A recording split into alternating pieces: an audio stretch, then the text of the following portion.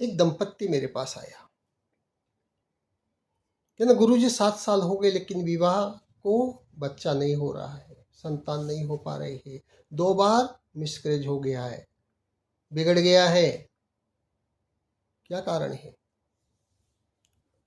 आप कोई उपाय बताएं। मैंने कहा उपाय, मुझे आपका घर देखना होगा वास्तु के हिसाब से, आप बुलाना चाहते हो? उन्होंने बोला बुलाना तो चाहते हैं लेकिन आपकी फीस इतनी है कि हम एफोर्ड ही नहीं कर पाएंगे। मैंने कहा क्या काम करते हो? कहना छोटी सी एक चाय की थड़ी लगाते हैं। मैंने कहा ठीक है, कोई बात नहीं है, मैं कुछ प्रश्न आपसे पूछता हूँ, आप उसके जवाब देना।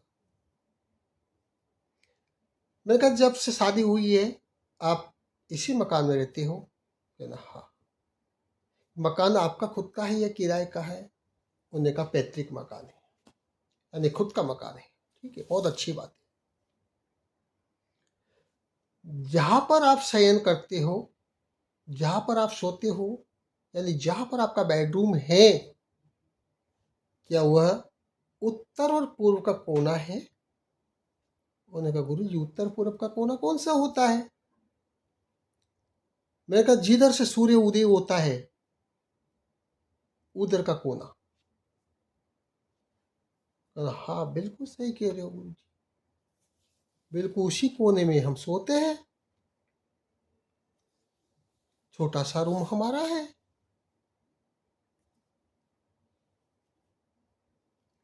मैंने कहा क्या उस कमरे में ऊपर छत पर जो रेलिंग डलती है, गार्डर जो डलती है लोहे का, कुछ डला हुआ है बीच में?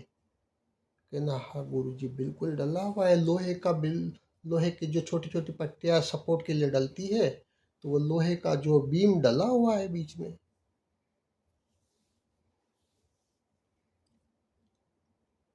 मैंने कहा बिल्कुल।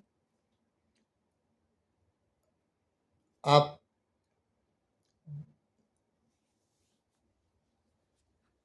पूरा अंदर से जो है डैमेज हो गया, बच्चादानी में इन्फेक्शन हो गया, बच्चादानी बहुत कमजोर हो गई कि वो गर्भ रोकने में समर्थ नहीं है। कहना हाँ गुरु जी ये तो डॉक्टर ने भी बोला है।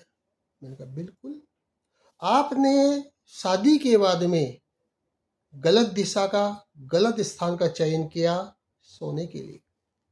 आप अगर ईशान कोण में आप शयन कर रहे हो तो आपको संतान प्रॉब्लम, संतान की उत्पत्ति में आपको समस्या अवश्य आएगी। साथ में जब ऊपर की तरफ आपका जो कोई बीम आ रहा है तो वह आपको जिस हिस्से पे बीम गुजर रहा है उस हिस्से को डैमेज कर देता है धीरे धीरे।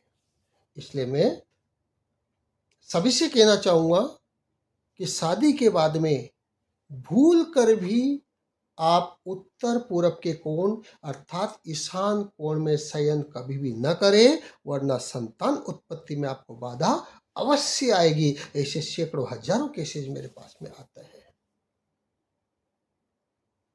दंपत्ति से बोला आप तुरंत उसको चेंज कर दो। उसने चेंज कर दिया, दूसरा रूम ले लिया। उसके बाद में मेरे पास में 3 साल बाद वापस से कॉल आया, गुरुजी अभी जो है एक बच्ची हुई है। बहुत बहुत बधाई हो आपको, बहुत बहुत बधाई हो। तो ध्यान रखना शादी के बाद ईशान कोण में कभी भी शयन मत करना, वरना यह स्थिति आपके साथ भी घटित होगी। मेरा केश जन हरकारा, फ्यूचर वास्तु, जयपुर से। जय जिनेंद्र।